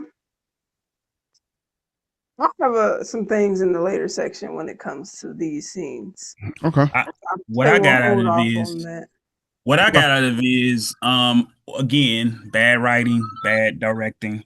And the reason I say that is because to me personally, I don't feel the attraction from her. Again, I feel he has something over me, and I need to look him in his eyes to make sure that he knows that he can't tell this. And if I gotta give him a little buzzy to make sure he keep his mouth quiet, fuck it, I will. Like that type of thing. Like, I never felt, honestly, I just never like felt manipulation type thing. Yes, like I never felt like she really liked him in that way. I really believe she felt she made a mistake. She's trying to get her life back together, trying to fix her shit with her husband, but she just can't because, Chess has this thing over her and she just don't know how to handle it. Like, how do I get rid of this shit? Like, it almost came to a point where, I would have liked to seen a scene where she just told him, like, you know what? I can't do this no more. I'm telling her. Like, let's see if you flip it on him, what he'll do. Like, you know what? I'll tell him because you're not gonna keep doing this to me. Yeah, he probably wouldn't even care. He'd be like, yeah, tell him so we can be together. Tell him. Shit, let's go do it together. See, call his bluff. See, Fatal Attraction, they did that. So I know, that's what I'm saying. You're kind of looking for that. Yep. And so after that, like, we get her taking a bath, and Michael pulls up. Like, she hears a sound. Obviously, he snuck in the crib. I don't know if he got a key, how he getting in their crib every time, but he snuck in the crib. Snuck in the crib. I'm obviously grabbing the pantaloons. Grab the pantaloons. And Michael pulls up and he says he could pack his bags, he could leave, but he wants to stay in this marriage. What do you want to do? And she says, I want this marriage. Mm-hmm. And they get a restart. Mm-hmm. And it seems like things are going pretty well for them for a little bit. And she has this like dream sequence of like Chance pulling up, and I almost wish this was actually real. Like, I thought that shit was real. Oh, I said, dude, this should have been real. Yeah, because I liked it so much. And it would have been such a great character build for him. Because now the husband knows what's up. Because we don't. This is the issue with the execution. It's like she never tells him she cheated on him with his bro, and we never get the full understanding that Michael knows how crazy Chance is. He has a dark side.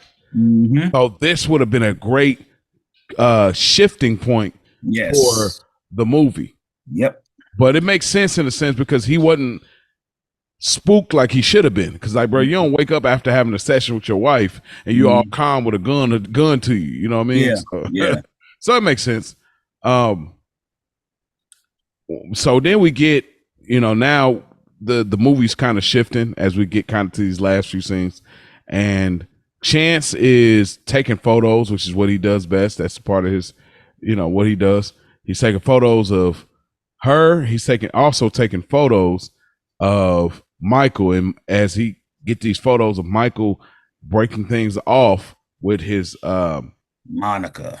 With Monica, he ended up sending flowers. Another random point that just don't make fucking sense. Okay, go into it. Bro. Okay, so it makes sense in the sense of Michael's recommitting to the marriage. It makes sense of that. Like, obviously you see this beautiful young lady, very attractive. He's obviously attracted to her. She's definitely attracted to him, and he's like, I can't be with you. Like, I care about my wife. I want to be with my wife. You know what I mean? And old girl was still with it. Like, if shit don't work out, whatever. And, Chance manipulates the situation and, again, like you said, sends the flowers and all that. But at the same time, when did he cheat? When they were on the break. Yeah, whenever on the break. I'm assuming. Okay, so I shouldn't have to say probably when they were on the break. I should know that they both did dirt, because guess why? That gives her a chance to clear her name and say, okay, yeah, she could have just said I cheated too. She don't have to give no names. You know what I'm saying? Like, obviously he cheated. We'll get into that, whatever. But this shit just if you're on a break, is it cheating? If they're on a break, depends on who you ask. Yeah. Ask friends. I'm just asking because I don't believe in breaks. But yeah, like me neither. Yeah, me neither. What that look like? What that mean? Like, we on off. Because remember, right? Because I'm asked. We on a break, so that mean if I go get. Oh, okay. Yeah. Shit. So it's like yeah. Because it's like, because remember in the kitchen when he asked, I think Michael asked about cheating or something, and she was like, "You of all people should not be talking about cheating." Yeah. Or something she said. Mm-hmm. So it's kind of like, did he cheat and then that made her pull away? But it wouldn't make sense because it seemed like. But this is what makes this movie make your head hurt. Is that there's so many fucking questions. Unanswered questions. Shit. My assumption is when the timeline of it is when Roberta came to him with that information, that possibility, and then shortly after that, she had an abortion. They went on a break. That's when he went and did what he did. Because I think they're really trying to paint Michael in a good light. I don't think he knew about the abortion, though. Well, no, he don't know the abortion. I'm saying the abortion was a part of her decision to say, okay, let's take a break in our relationship. Yeah. And when that break happened, that's when, but I still think Roberta had already came to Michael and said, like, I got these speculations. But see, all that stuff matters. No, it does. Timeline matters. It does. They're not giving us enough. No. Which can work depending on what type of viewer you are. Because some people don't like answer questions. Sometimes some people like piecing stuff together. So it depends on what type of viewer you are. Yeah, but when you piece shit together, you gotta have all the puzzle pieces. These niggas just you're right. They just shaking up the box and throwing shit at you. Like, you're right. We don't got all the pieces. That's for sure. But yeah, we so kind of tie a few scenes together as we kind of lay this out. Yeah. Michael breaks off the affair. The pictures are taken. Michael and Lauren talk. And after this, obviously Michael is trying to make things up, and he keeps it being about what it is about breaking off the affair. So Michael and Lauren talk and drink wine, and they make love. No, I think you're missing a point though. Oh, what I miss? You missed that when she got the flowers. Remember, she gets lightheaded and dizzy.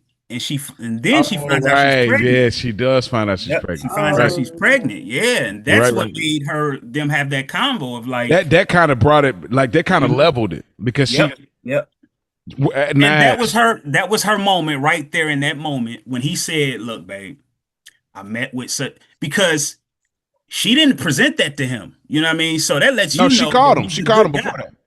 I know, but she said she wanted to talk to. Remember, she called him and told him she was pregnant, Oh, but okay. she didn't tell him she got those Right. pictures. Right. He told her. He confessed before she could say something. Right. So that lets you know, like you said, he's painting him as he's a good guy. He's really recommitted to this marriage. And here's your chance. Yeah. Here's your chance as a woman to say, "Look, babe, I got something to tell you." You know what I mean? And Yeah. break that off and clean and just get rid of that shit. And obviously, Chance is nuts, so you might have to say it was Chance because this nigga he might pop up.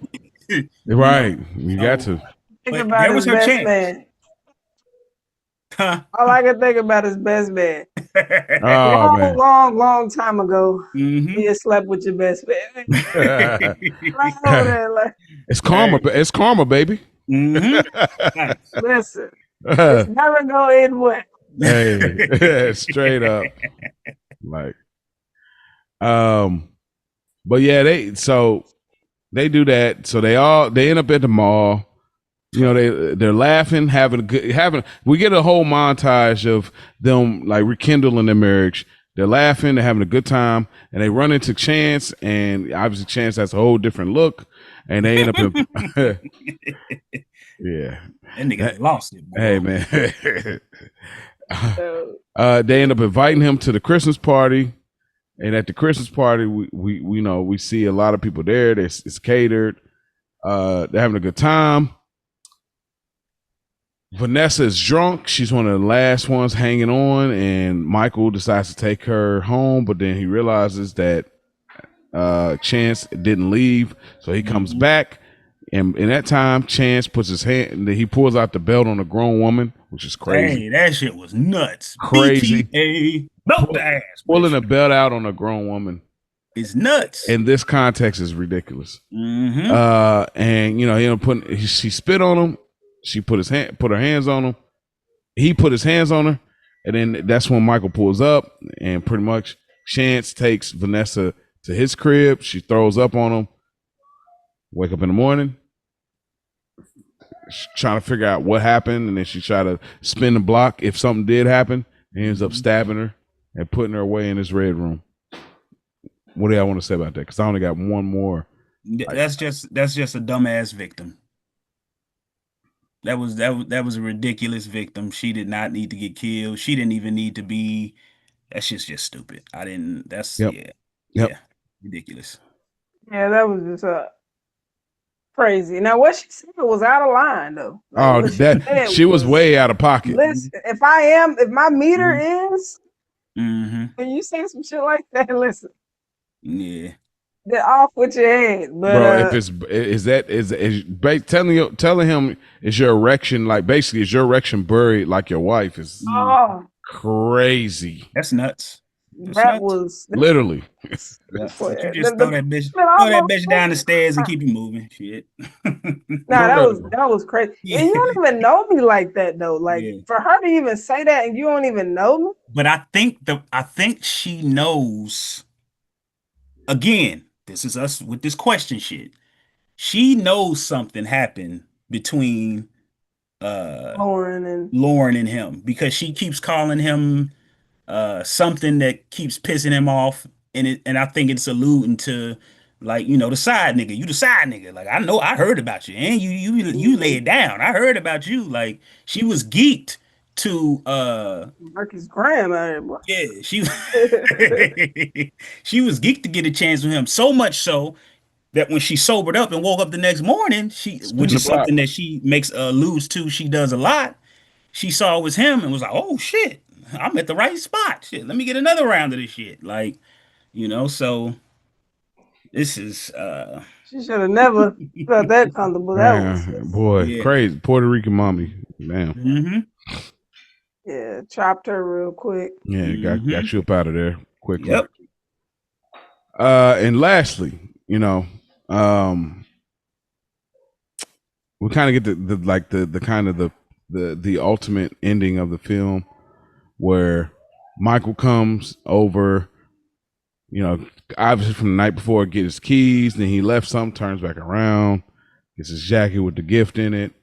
And while he's doing that, Chance is already at the crib. We meet the brother that they were joking about at the mall. The brother gets stabbed in the back. And turkey. and we're all that. And Chance is taking his time before he's really trying to get her out of the paint. Michael pulls up. They have a fight. Michael gets slashed in the face with the knife, which is like, bro, I would be so mad. Like, if you slash me in the face with a knife, bro, I am Incredible Hulk. Yep, that adrenaline is gone. But listen, like, because you're leaving a scar. Like, there's not you'll never be the same out there. Rest in peace. But you're Michael K. Williams at this point. Yeah. Like you're forever with a scar. So, but they end up fighting them, and then eventually, Debbie ends up shooting him. She found the clips, shoot him. He falls off the balcony. They make it extra dramatic, and he's next to the picture of all of them. He dies, and roll the credits. Anything y'all want to say about that last sequence? The one thing I want to say real quick, and it's not really the last sequence, but it's the one where they see him at the mall. Lauren has this horrible thing that she does every time she sees Chance. She like freezes every time she sees him, and it seems like she's always around Michael, but she always freezes. And if I'm Michael, I'm like, yo, why you would do that? Like, she does it every time. I don't care where he at, who's around. She always just like freezes, like she saw a ghost, and that's crazy to me. Like, what is wrong with you? What's going on with you? But you see how you're asking questions? That's what bothered me with Michael. I mean, he was asking, but it's like you gotta be more attentive to your woman, because clearly something is up. And you can't ask enough questions for me. If you my man, you my husband. Like, I'm like, hey, is you like you around this dude, you be fucking weird. What's up? Like, I mean, press it a little bit. You know what I mean? Like, and not only that, you had the opportunity not to invite him to that party. Y'all still do that thing every year. There's your out right there. Nah, we don't do that shit no more. His dumb ass. Yeah, we do it every year. Come on through. Like, what? And y'all friendship is not the same. You already said that. And he whooped your ass too. Listen. Put the smooth paws on that nigga. Throw them bows. Yeah. So got stabbed in the back too. Remember, don't forget he had a quick stab, and it's like I'm trying to play it like he didn't really get stabbed. I'm like, it wasn't no effect to it. Like, bro, you're bleeding out back. And they tried to do that the whole corny, like, famous movie line thing, what do you say? Lauren, I'm home. You got some splaining to do. Like, that's what they was trying to do, the Shining thing. Yes. And then he held Where's Johnny thing, or like he knocked her block off. That was wild. That was wild, bro. Like, oh man. That's it, man. This movie. Ashley, anything you want to say about the last scene? Really? I mean, I think we pretty much, like I said, the fight. I'm glad that Michael got home to be able to save his wife, and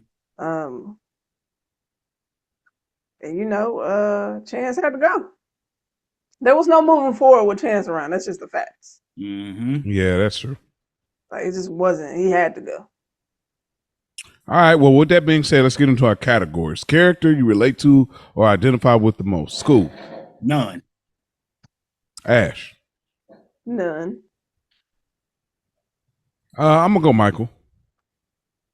Not for like obviously him doing, stepping out on his marriage, but just once he gets past that phase of it and like, okay, having a real adult conversation, like, taking the initiative, say, hey, I could take this route. I could take this approach, pack these bags and stuff.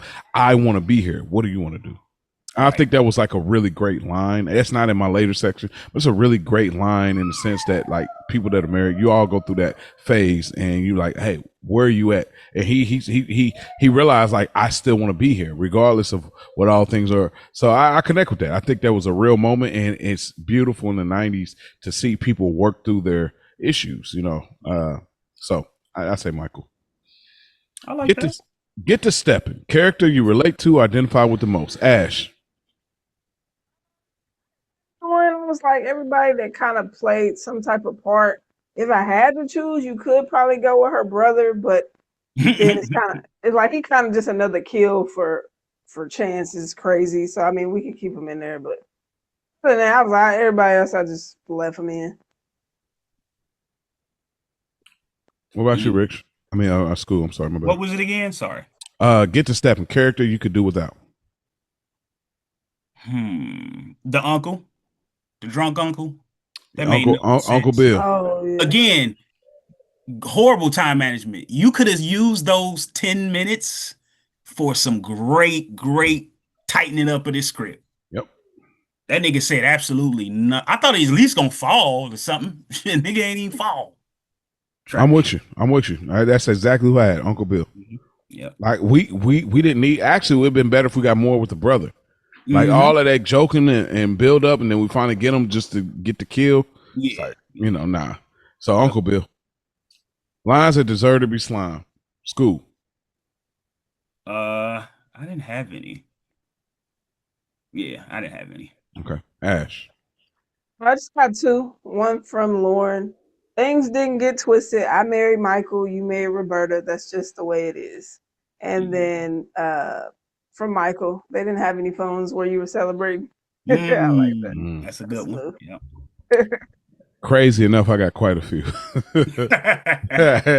In a movie like this. Why don't you lighten up? Take the plug out of your ass, girl. Over this scene. You know how I get when I don't get my way. That's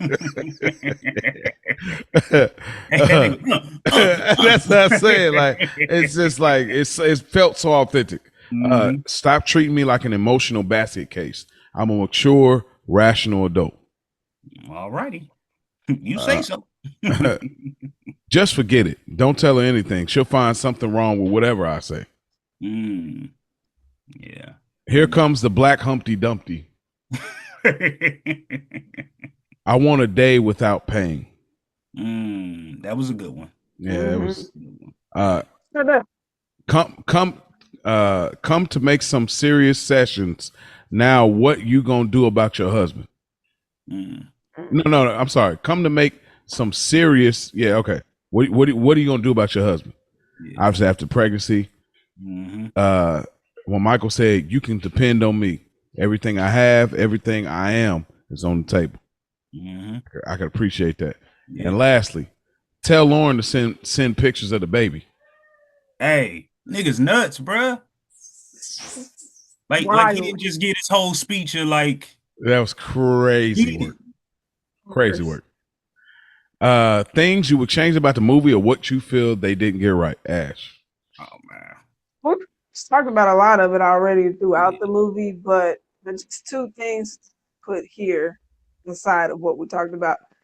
I feel like the intimacy scenes, like I don't know if it's because we were watching the YouTube version or if there's like a rated R version, but like we didn't actually get to see like the sex scenes. Not to be like freaky deaky, but I know what you mean.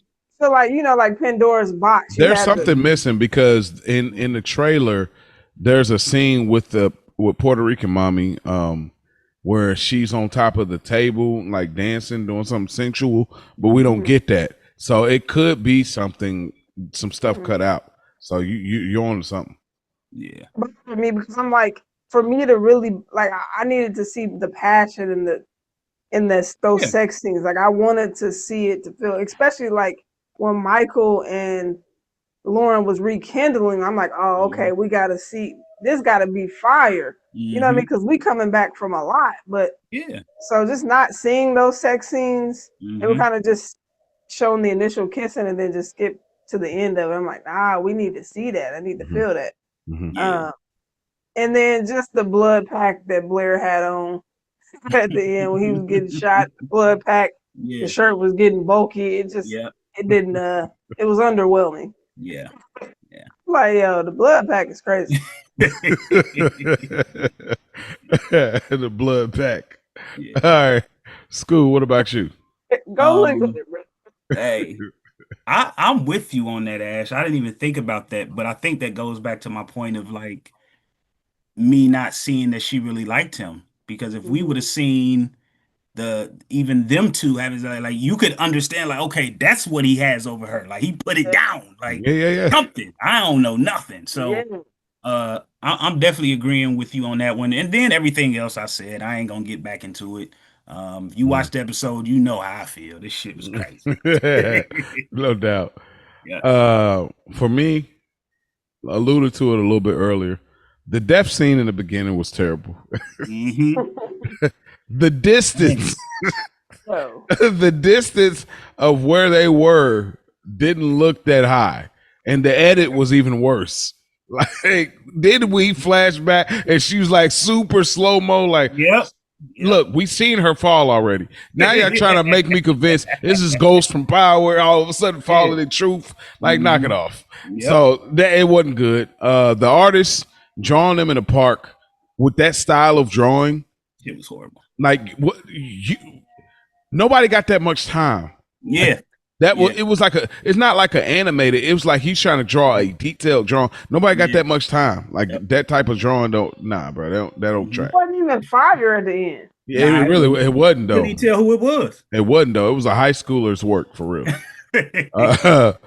The hard edit at the park straight to the house, they were like they were building the tension between them two. Like she was like, I think I hear a train, and you see like, oh, she got to cut it off. He's like, how you always do that? And they were building towards something, and they do a hard cut. I mean, it's a hard cut on that edit, and it's just like, nah, bro, like, come on. When they dyed his hair, clearly they didn't know what they was doing.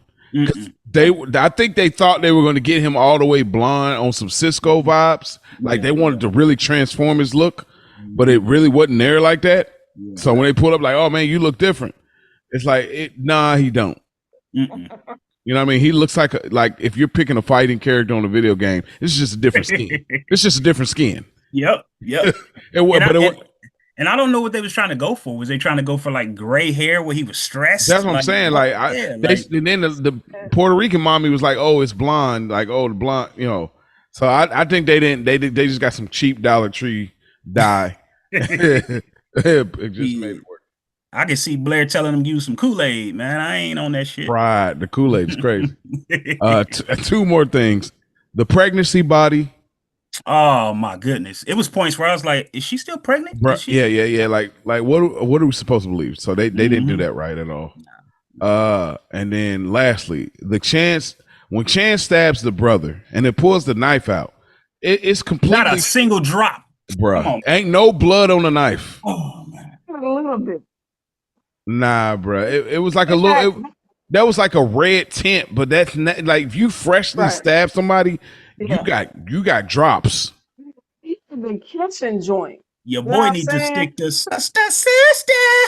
Yeah, the kitchen knife, the Gordon Ramsay. That's what I'm saying. Kitchen joint. Like, and hold on, real quick, as a kitchen nigga, as a chef, as a cook, that's not how you sharpen no knife, my nigga. What you using, leather?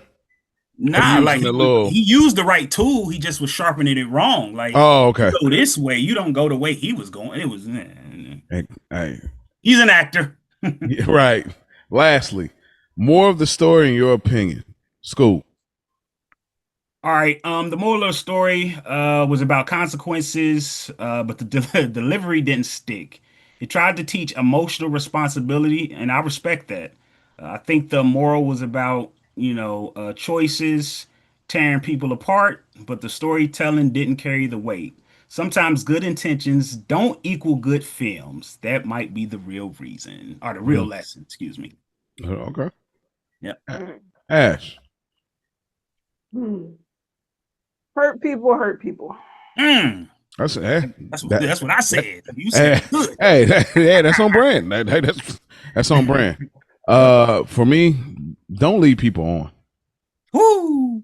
Debbie is the real villain in this movie. Mm-hmm. For sure. As much as there's jazz going on Mm-hmm. and it's enjoyable, Mm-hmm. she's the villain in this movie because it's like you never told your husband, bro. Mm-hmm. To this day, like never told him. You Like, was willing to go through everything, even him, your husband damn near dying, just not to reveal a secret. bro. It's See, crazy. and that's how you know women be different. Yep. That women they way better than us when it comes to this vibe. Mhm. Like, Yep. but like that more of the story for me is don't lead the people on. Like, Yep. I mean, don't lead people on. Like, and like he was going through it and he was moving on with his life. And when he said you could have called, because he was trying to move on. And then she came in and she ended up, dropping the draws on him. It's like, okay, you confused me again. Yep. Because all he was cool with is like, but you don't hate me.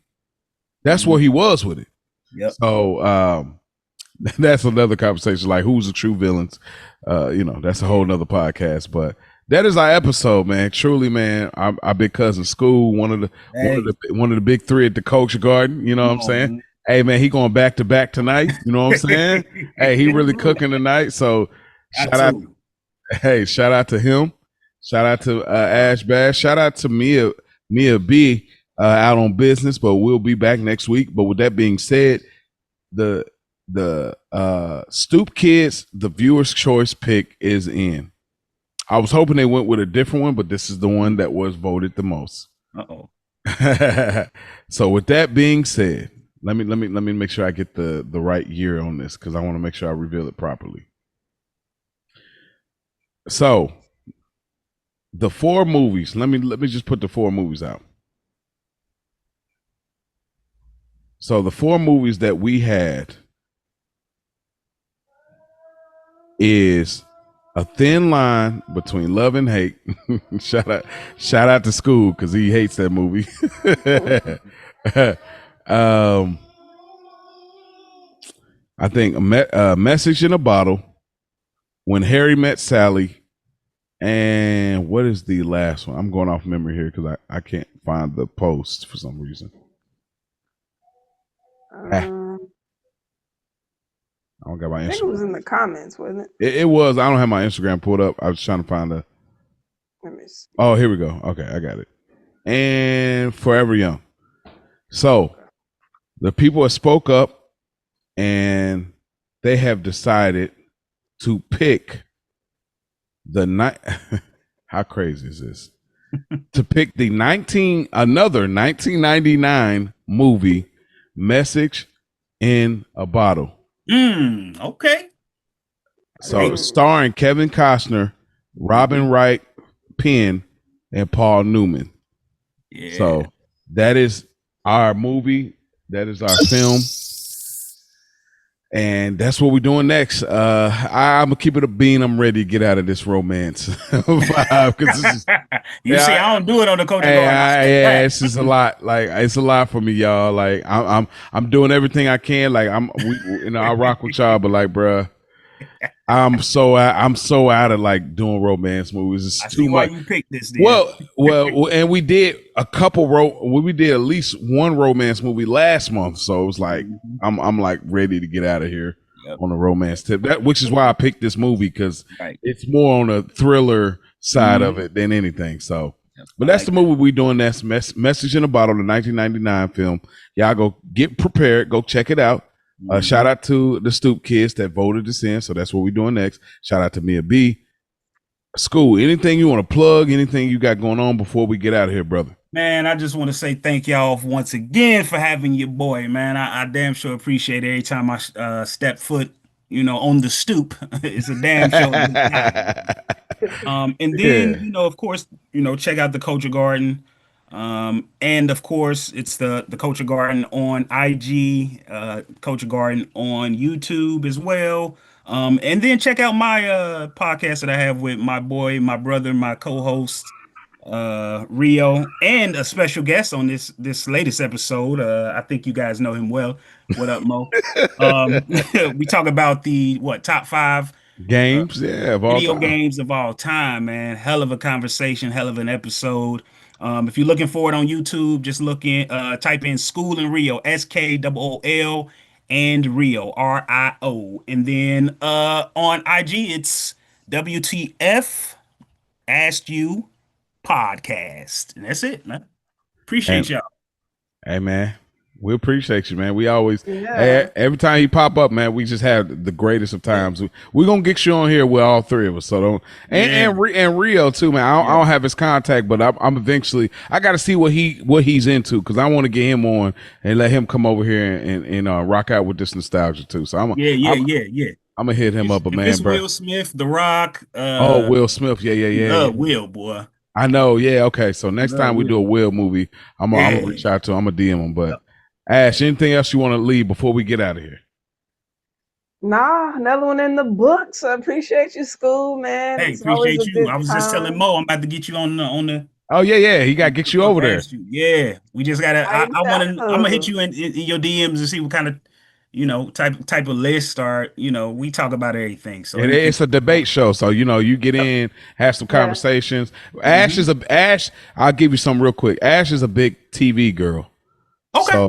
So TV, anything in regards to TV, because like which I did about the TV scenes that made you cry. So she's a big TV girl. This is just me as her brother. I already know. So if y'all find some kind of way to wrap up a TV concept, some character or scene or something like that, Ash is all over. So, all right, but I'll let y'all work that out. That got me nothing to do with me. So that's just to give it a little 2 cents. But all right, y'all. Well, hey, listen. Y'all heard the episode here, man. We turned a bad movie into a good review. That's what we do on the Childish Grown Up Show. But shout out to School, shout out to Rio, shout out to Rich, shout out to Mia, shout out to Ash, of course. Shout out to Spike, shout out to Ray P. And I think that's all of us under this umbrella. So y'all know what that means in a little bit. But in the meantime, in between time, we gotta get ready for school the next day because that's what we do. Appreciate y'all for tuning in. And the Stoop Kids, hey, we're going back to the Stoop. Peace out. Peace.